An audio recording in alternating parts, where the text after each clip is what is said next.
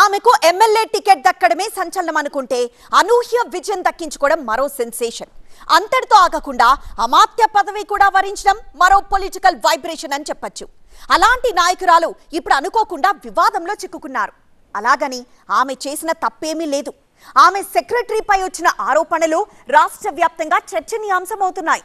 పోలీసులు కేసు కూడా నమోదు చేయడం పెద్ద దుమారమే రేపుతోంది. ఇంతకీ ఎవరా మంత్రి, ఎవరా సెక్రటరీ?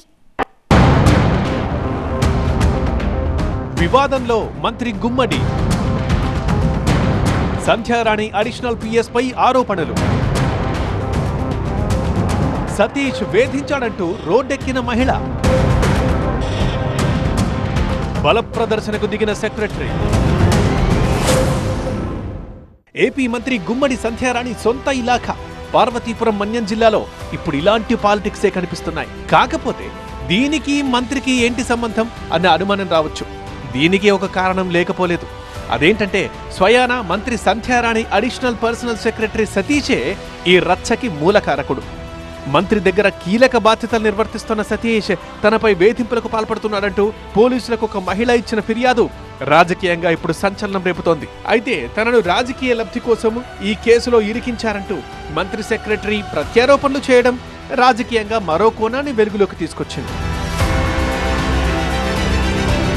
ప్రస్తుతం మన్యం జిల్లాలో ఎక్కడ చూసినా విన్నా మంత్రి గుమ్మడి సంధ్యారాణి పర్సనల్ సెక్రటరీ సతీష్ వ్యవహారమే వినిపిస్తోంది, కనిపిస్తోంది. ఆయనపై కర్రి త్రివేణి అనే మహిళ ఎస్పీ ఆఫీసులో ఫిర్యాదు ఇవ్వడం, ఎస్పీ ఆదేశాలతో పోలీసులు సతీష్ పై కేసు నమోదు చేయడం చకచకా జరిగిపోయాయి. ఎంతైనా మంత్రి గారి పిఏ కాబట్టి వ్యవహారం కాస్త రాజకీయంగా గుమ్మడి సంధ్యారాణి చుట్టూ తిరుగుతూ ప్రత్యర్థులకు పాశుపతాస్త్రంగా మారేలా ఉందని పొలిటికల్ వర్గాలు గుసగుసలాడుకుంటున్నాయి.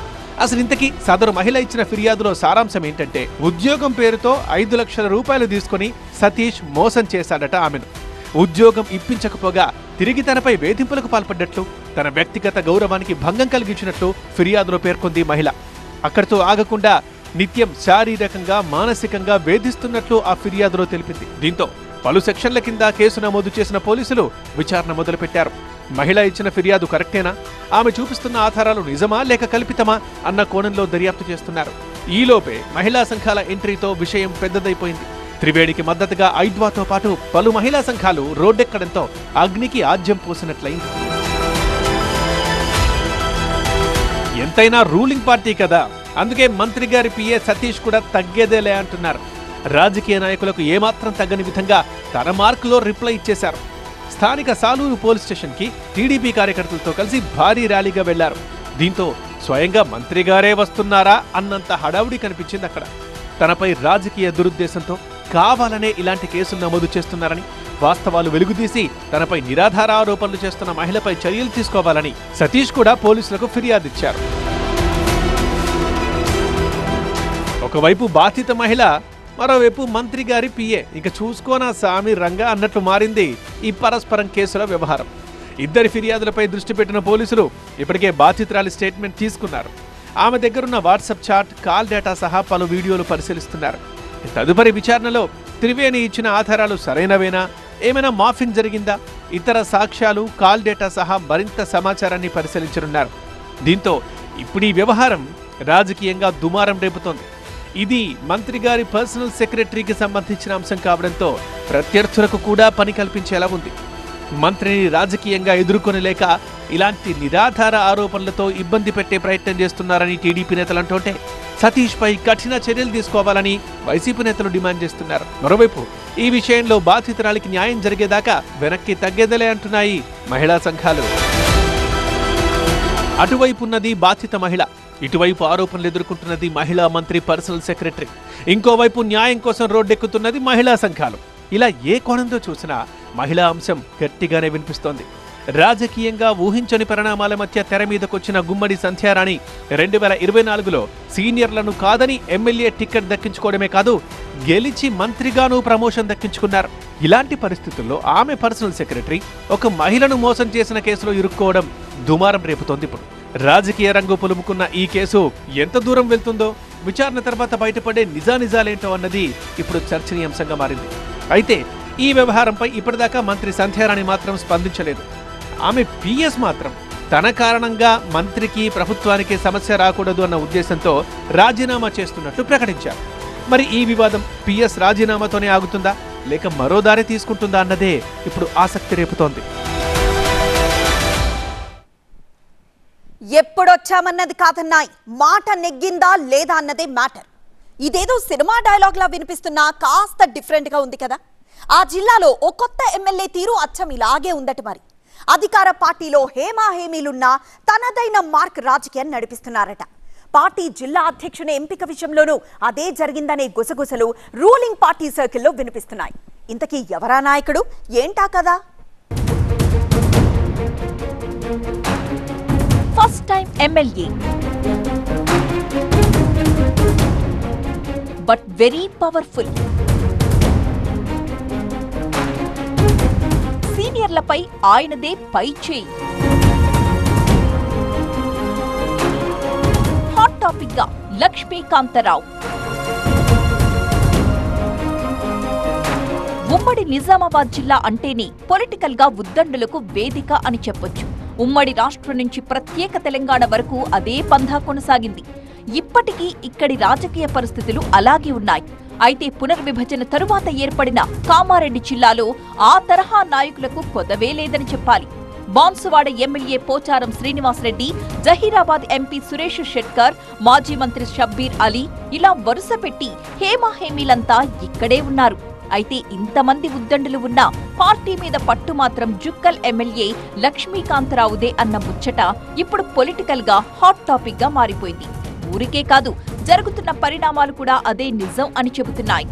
అలాగని ఆయనేం పోచారం మాదిరి వరుసపెట్టి హ్యాట్రిక్ విజయాలు సాధించిన ఎమ్మెల్యే కాదు. షబ్బీర్ అలీలా రాష్ట్ర స్థాయి రాజకీయాలు చేసిన నాయకుడు కాదు. అత్యంత వెనుకబడిన నియోజకవర్గంగా పేరున్న జుక్కల్ నుంచి అనూహ్యంగా కాంగ్రెస్ నుంచి తొలిసారి ఎమ్మెల్యేగా గెలిచారంతే. అంత మాత్రాన ఆయన్ని అంత సింపుల్ గా తీసిపారేయడానికి లేదు. తొలిసారి ఎమ్మెల్యే అయినప్పటికీ జిల్లాలో రాజకీయంగా తనదైన మార్కు చూపిస్తున్నారు లక్ష్మీకాంతరావు. తొలిసారిగా మార్కెట్ కమిటీ పోస్టుల కోసం రాత పరీక్షలు నిర్వహించి సంచలనాన్ని సృష్టించింది ఈ జూనియర్ ఎమ్మెల్యేనే కావడం విశేషం. అలా తొలిసారి అందరి దృష్టిని ఆకర్షించిన ఈ ఫస్ట్ టైం ఎమ్మెల్యే అక్కడితో ఆగలేదు.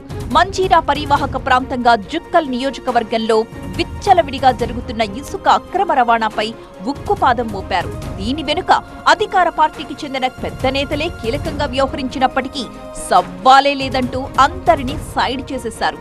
ఈ అంశంలో వాళ్లు అధిష్టానం వరకు వెళ్లినా ఈయన మాత్రం వెనక్కి తగ్గలేదంటే ఈ జూనియర్ దూకుడు ఏ రేంజ్ లో ఉందో అర్థం చేసుకోవచ్చు.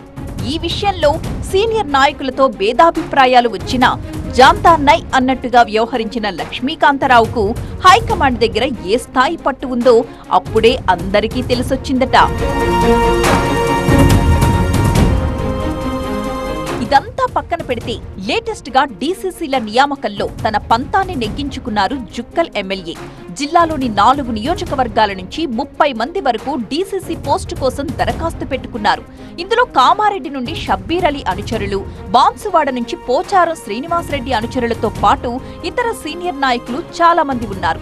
ముఖ్యంగా షబ్బీర్ అలీ, పోచారం, సురేష్ షెట్కర్లు తమ వారికి పదవిప్పించేందుకు విశ్వ ప్రయత్నం చేశారు. తమకున్న పరిచయాలతో ఢిల్లీ స్థాయిలో భారీ లాబీయింగే చేశారు. కానీ కామారెడ్డి జిల్లా డీసీసీ పదవి చివరకు జుక్కల్ నియోజకవర్గానికి చెందిన లక్ష్మీకాంతరావు అనుచరుడు ఏలే మల్లికార్జున్కే దక్కింది. దీంతో ఉద్దండులు అనుకున్న నాయకులంతా ఉస్సూరు మనాల్సొచ్చింది. దానికి తోడు జూనియర్ పార్టీ మీద ఉన్న పట్టు చూసి ఆశ్చర్యపోవలసొచ్చింది. మొత్తానికి డీసీసీ నియామకంలో పట్టుపట్టి అనుచరుడికి అవకాశం ఇప్పించుకోవడంలో సఫలీకృతులైన లక్ష్మీకాంతరావు తన పతారా ఏందో పబ్లిక్ గా చూపించారన్న టాక్ వినిపిస్తోంది. అనుచరుడికి డీసీసీ పదవి దక్కించుకోవడంలో వ్యూహాత్మకంగా వ్యవహరించిన లక్ష్మీకాంతరావు ఆ పట్టాభిషేక మహోత్సవాన్ని కూడా అంతే గ్రాండ్ గా నిర్వహించారు. అనుచరుడు మల్లికార్జున డీసీసీ బాధ్యతల స్వీకరణ కార్యక్రమాన్ని కోలాహలంగా చేశారు. అయితే ఈ కార్యక్రమానికి జిల్లా పార్టీ పెద్దలెవరూ రాకపోవడమే చర్చనీయాంశంగా మారింది. అయితే తనను కాదని లక్ష్మీకాంతరావు అనుచరుడికి అవకాశం ఇవ్వడం పట్ల వారు కినుక వహించినట్టు పార్టీలో ప్రచారం జరుగుతోంది. అయితే లక్ష్మీకాంతరావు గాని, ప్రస్తుతం డీసీసీగా అవకాశం దక్కించుకున్న మల్లికార్జున కానీ కాంగ్రెస్ కి కొత్తవారేం కాదు అంటున్నారు హార్డ్ కోర్ హస్తం ఫ్యాన్స్. NSUI నుంచి పార్టీలో కష్టపడి ఎదిగిన లక్ష్మీకాంతరావు తొలిసారి ఎమ్మెల్యేగా గెలిచారు. కష్టకాలంలో పార్టీ వెన్నంటే ఉన్నారు.